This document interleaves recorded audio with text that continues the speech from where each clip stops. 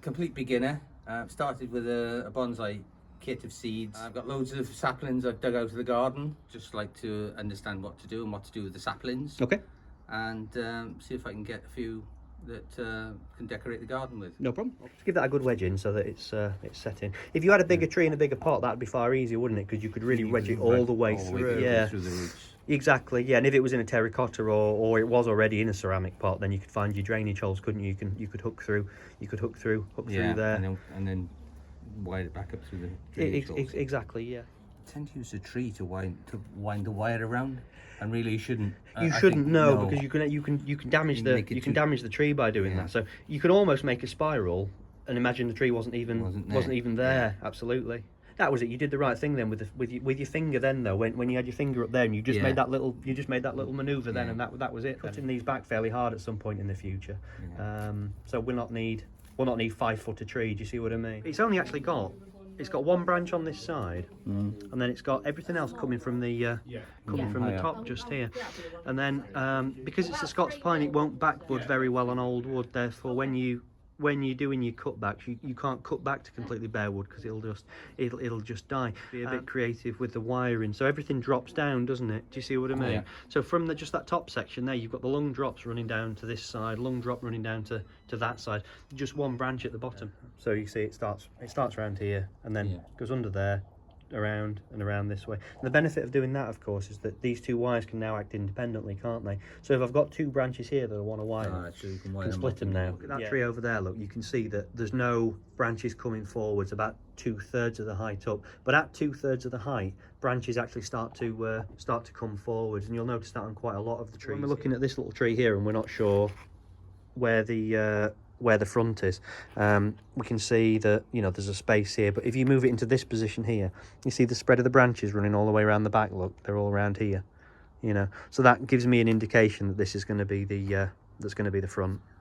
So if we want to wire these two branches, we'll just use one wire, and just hold that there with your thumb and your finger, and then you've got one hand free already, haven't you, before you've even started. So then you can come round with that spare hand, pick your way through there, you're onto there, you're through there, and then here's a little tip: just tuck that in with your thumb. So press that in with your thumb just there, and then you're nice and tight in there, and you round. You can still see just a little bit of light through there, so that's fine.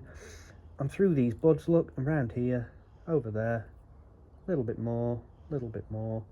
Right, there we go. Then you can let go completely if you want to, and then you've got the other wire here, so then you're through, and it's just the same thing again. So then you've wired two branches with just one wire. The wiring looks nice and neat, and it's going to be strong enough to hopefully move it. Now the bits of fluff near the trunk we can get rid of, can't we? You'll find life much easier. Yeah, so you can rub those off with your finger.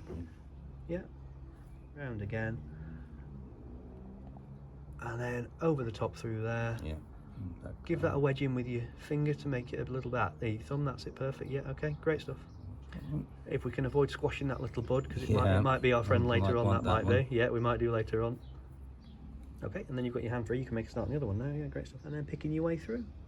It's very, very flexible, being a larch, of course, so we can pretty much do whatever we want with it. I think the important thing is we don't really want any straight lines at all. That's what we're after. Yeah. So we always want a bit of curve in everything if we can. And for the shape, would you want to bring this one forward or again take it back? I think if this one goes back, then we can bring this one a little bit further forward. What we don't want is them to be on top of each other. Yeah. That's the key thing. So we can bring that one round a bit. To be honest, I think they've had it. Yeah, I think they've had it. If you just scratch the bark with your fingernail. Yeah, and it's brown underneath, so that's had it. Yeah, so we can snip off those dead bits. What could we do? So we've got all the branches on one side. We've got nothing at all on this side. I'm wondering about whether we could make a raft. Have you seen raft? Let's go and have a look. Yeah. So lay the whole thing down Yeah, the trunk is submerged there, and then some of the upright branches have been bent up, and they're going to make individual trunks in the future. Do you see what I mean? Yeah. Now the other thing to do, of course, is we've got this. We've got the trunk moving this way, and then we've got 1, 2, 3, 4 here. There's no reason why we have to have any of this, and all this could go, and we could just come back into this stuff here, and we could build a tree from there perfectly possibly. Do you see what I mean? In which case we could probably gin all this up here, leave just the white wood, and then we could regrow the tree from here, because we're working with young trees and we know we're in this for a fairly long-term operation, so that's another thing we could do. Imagine if all that was gone and we just had something going on here. Yeah. Do you see what I mean? So that might be another thing we could do. In order to do the gin, we need to separate the cambium layer from the wood that's underneath. Or just around here with my cutters. Can you see on the video as well, folks? Sorry if it's a bit wobbly, I'm doing it with one hand. So all I'm doing is I'm just taking my branch cutters and I'm just scoring all the way around there, and I'm separating. Cheers, Julian. And I'm just separating the cambium layer from the wood underneath. Can you see, folks? Pushing it all the way up. Look, can you see me squashing it? And now that most of this now should just peel away. There we go. So yeah, the future of the trees up here. So these couple here, I think we'll probably just nip those off, Julian. To be fair, I think those two can go. We're going to be wiring that new leader now.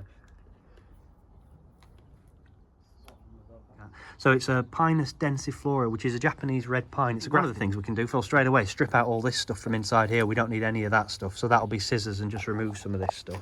Using petroleum jelly, it was Harry Harrington I sort of saw the tip from. I don't know if it was on a video or something like that, but it's going to bleed sap quite a lot. From, you see this cut here, that's just going to bleed sap from there. And the wound sealants don't seem to be massively brilliant at stopping it. So actually the thing to do then is get a dab of petroleum jelly, just kind of smear that just on there. Apparently the tree thinks it sealed itself or something. I've no idea exactly how it works, but I have it on good authority that it does stop it bleeding. 3 grown men smearing petroleum jelly on a tree in a greenhouse, which is just a little bit strange, but there we go. I don't think that's going to look right. Whereas this one here, it comes along an inch, and then that's where the buds are. Do you see what I mean? Can you see the difference? So this one is what, about 4 inches long or something? It runs all the way up there. This one just comes along 1 inch, and then it divides there, and that's where your buds are. So if you think about it, your branch is going to come along, and then you can have 2 coming out from there.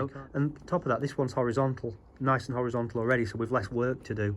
This one's already coming up for a new leader here, so then the trunk's going to come up, it moves that way, and then it's going to move this way, and then it'll always have that nice movement in there. So I think that's what I would do. Here we go. Yeah, great. Sorry about no, you're fine, no problem at all, that's fine. Here we go. And then last but not least, we've no choice, so let's get it done. Next thing we need to do then is reduce the number of candles down, because we're going to have the same Christmas tree effect if we're not careful. Do you see what I mean? And then that one there as well. Yep, you got it. Customers just bought this larch. This is one of the cones. I'd maybe just leave a few on just for the look of it, because it always looks attractive and it always looks interesting. But if there was loads and loads of cones, then you would need to reduce the number of cones down. People say remove them all. As I say, I kind of like 1 or 2 of them knocking about. I think they make an interesting feature. So yeah, just leave 1 or 2. But if there's stacks, get rid.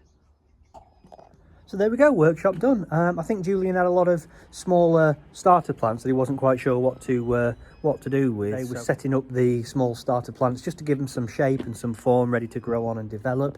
Looked at some of the deciduous broadleaf stuff. We did a bit on larches, we did a bit on junipers, a little bit on pines, bit of repotting. I think he liked it. So yeah, thanks for watching. Give us a like if you don't mind, and yeah, we'll see you soon.